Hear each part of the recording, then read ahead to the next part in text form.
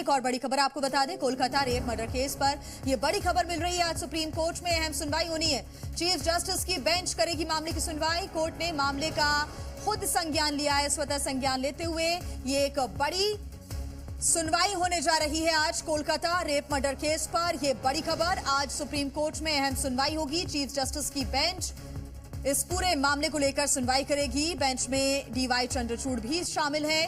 Court ने मामले को लेकर खुद संज्ञान लिया है। आपको बता दें कि कोलकाता में आरजीकर अस्पताल के अंदर रेप के बाद मर्डर की जानकारी सामने आई थी। हालांकि इसके बाद पुलिस की पूरी कार्रवाई पर सवाल भी खड़े किए गए थे। परिवार की तरफ से भी कई आरोप लगाए गए और उसके बाद से लगातार डॉक्टर्स की हड़ताल भी जारी रही।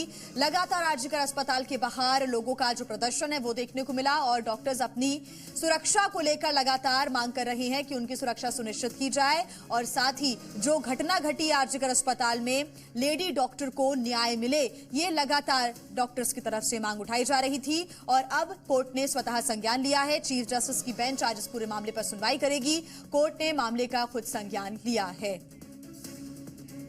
साथ ही ये भी आपको बता दें कि आरोपी की जो परिवार वाले हैं, जो परिजन हैं, जो उनके रिलेटिव्स हैं, उनकी तरफ से भी बयान सामने आया। आरोपी की सास का क्या कुछ कहना है, आपको सुनवाते हैं। जब उसको देखा, जब अपना बेटी को देखे, जब बेटी को मेरा सही नहीं रखा तो फिर हम रिश्ता कैसा रखा। शादी 2 साल हुआ था, उसमें बीमार गिरा, मारा धरा, बीमार गिरा। 3 महीना का पेट में बच्चा था, वो भी खराब किया। बहन लोग आया, जीजा लोग आया, तब दिया। हम ऐसा अकेला नहीं दिया। फिर क्या हुआ? फिर उसने शादी दिया लड़की को। देने के बाद सब कुछ ठीक था। 6 महीना बाद था हुआ। 6 महीना में ब्लड बच्चा था, 3 महीना का पेट में खराब कर दिया। खराब हो गया, मार धर किया। उसमें थाना में रिपोर्ट वोट दिया। उसका बाद से लड़की बीमार तो अपना घर में आन को रखा।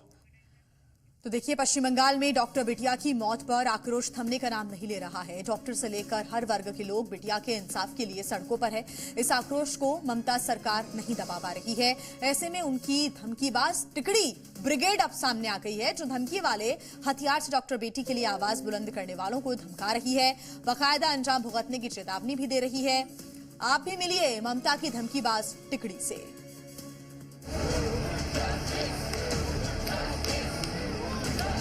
इस्तीफा देना चाहिए ममता बनर्जी को। ममता बनर्जी पर ही केस होनी चाहिए। मुझे लगता है कि न्याय एक मिसाल बनेगा। हर तरफ प्रदर्शन, विरोध, नाराजगी, परिवार से लेकर अस्पताल के साथी तक सब गुस्से में उबल रहे हैं, इंसाफ की मांग कर रहे हैं। लेकिन ये प्रदर्शन, ये इंसाफ की मांग ममता राज के कुछ लोगों को बिल्कुल भी रास नहीं आ रही। उन लोगों के बारे में आपको भी जरूर जानना चाहिए। ये है बंगाल की ममता दीदी की धमकीबाज ब्रिगेड की टिकड़ी। अब हम ऐसा क्यों कह रहे हैं, उसके पीछे है इनकी धमकीबाज जुबान। सबसे पहले आप धमकीबाज नंबर 1 को सुनिए। ये है ममता सरकार में मंत्री उदयन गुहा, अपने इलाके में खूब मशहूर, काम के लिए नहीं, अपनी जुबान के लिए। आज भी हम आपको इनको सुनवा रहे हैं तो इनकी जुबान की वजह से।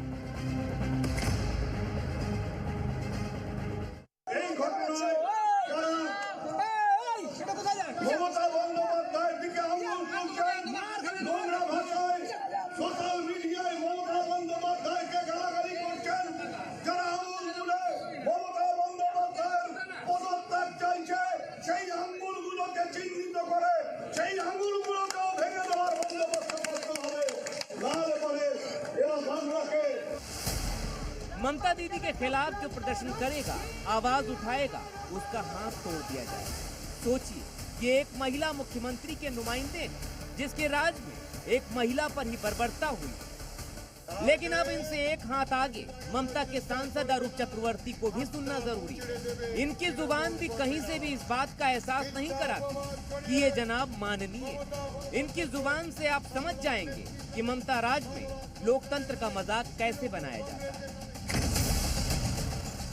এই বেঈমান বিশ্বাসঘাতক এরা কি বলছে, মমতা বন্দ্যোপাধ্যায় রিজাইন করো, তার গায়ে কালি লাগানোর চেষ্টা করবে না, হাতটা মুচড়ে দেবে, তৃণমূল করবে না। मतलब ममता के राज में कुछ भी गलत होता रहे, कुछ भी होता रहे, लेकिन कोई भी उसके खिलाफ आवाज नहीं उठा सकता, किसी को यह अधिकार नहीं। लेकिन अब जब कोलकाता वाली पिटिया के नाम पर डॉक्टर्स और लोगों ने यलगार उठाई, तो दीदी के धमकीबाज फौरन मैदान में उतर आए, धमकाने लगे, हाथ तोड़ देने, उंगली तोड़ देने जैसी धमकी देने लगे। इसी धमकीबाज तिगड़ी ब्रिगेड के तीसरे धमकीबाज से भी मिल लीजिए। ये है वर्धमान दक्षिण से टीएमसी विधायक खोकन दास।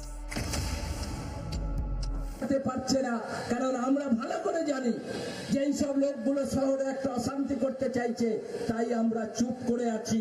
আর আমরা যদি অশান্তি করি, अब जाहिर सी बात है, ममता के इन नुमाइंदों को पता है कि डॉक्टर बेटी के मामले में ममता बनर्जी बुरी तरह घिर गई है। उनके अंडर में आने वाला कोलकाता प्रशासन भी सवालों के भंवरजाल में उलझा हुआ है।